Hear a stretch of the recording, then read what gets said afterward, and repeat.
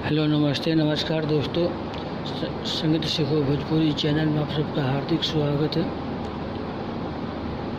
एक बहुत ही सुंदर सेट सॉन्ग है और वो बिल्कुल नया ट्रैक पे है, जिसके से भाई को गाना लेकर गाना गा सकता है। पूरा फ्री सॉन्ग है, पूरा फुल सॉन्ग है। सिर्फ नाम उसमें चेंज करना है। सुंदर आनंद है, दो जगह दो आदमी का नाम सिंगर का डालना है, ठीक है।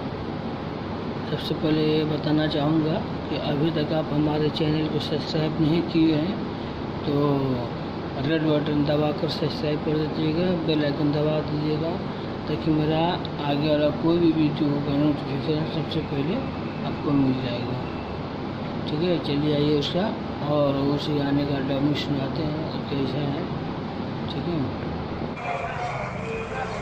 हमारा ओढ़ेला एगो कफन भेज दए रानी, हमारा ओढ़ेला एगो कफन भेज दए रानी, अपना ओढ़निया में जहर भेज दए रानी, बांध के ओढ़निया में जहर भेज दए रानी, अपना ओढ़निया में जहर भेज दए रानी, बांध के ओढ़निया में जहर भेज दए रानी।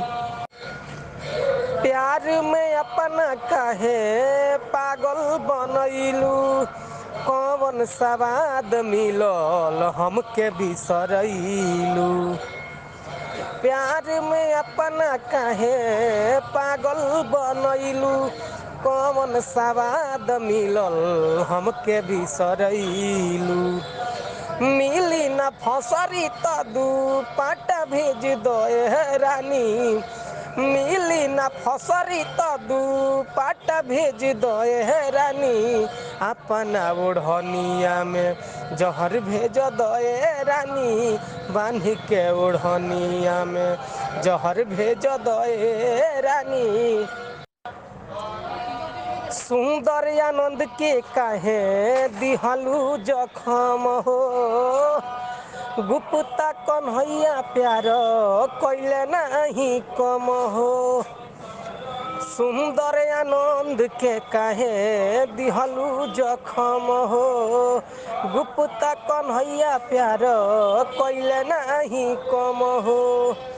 चीता पलकड़ी अपना हाथ साज दए रानी, चीता पलकड़ी अपना हाथ साज दए रानी, अपना ओढ़निया में जहर भेज दए रानी, बांध के ओढ़निया में जहर भेज दए रानी, अपना ओढ़निया में जहर भेज दए रानी, बांध के ओढ़निया में जहर भेज दए रानी। अगर आपको मेरा यह वीडियो पसंद आया तो लाइक करके दोस्तों में शेयर कर दीजिएगा। जो सिंगर राइटर को पैसा देकर गाना नहीं ले सकता है, उसके लिए खास करके ये सॉन्ग है। अगला वीडियो का नोटिफिकेशन पाने के लिए मेरे चैनल को सब्सक्राइब करें और बेल आइकन ज़रूर दबाएं, ताकि दूसरा वीडियो का नोटिफिकेशन सबसे पहले आपको मिले। धन्यवाद।